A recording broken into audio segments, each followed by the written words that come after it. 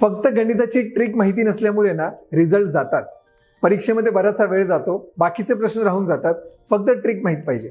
आता हा जो प्रश्न आहे ना, तुम्हाला बघायला गेल्यावर खूप अवघड वाटणार, पण याची एक ट्रिक सांगणार आहे मी तुम्हाला, तुम्ही पाहत राहा. आता प्रश्नामध्ये काय दिले बघा, 2 पुरुष किंवा 3 महिला एक काम 64 दिवसात पूर्ण करतात. बघा इथे किंवा दिलेलं आहे.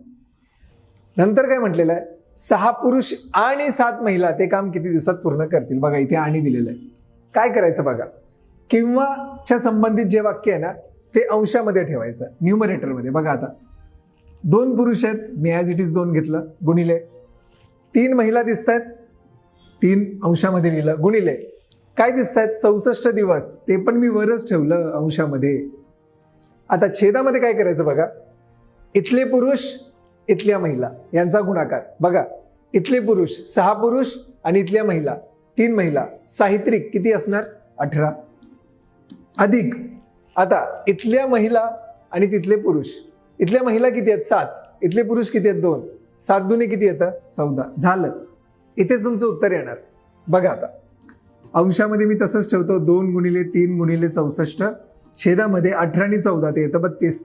बघा 32 एके 32, 32 दुने 64, उत्तर काय येतं व्यतिरिक्त 6, 6 दुने 12, 12 दिवस हे उत्तर येतं. 12 दिवस हे उत्तर, म्हणजेच ऑप्शन क्रमांक 4. बघा ना, काहीच करायची गरज नाही भासली.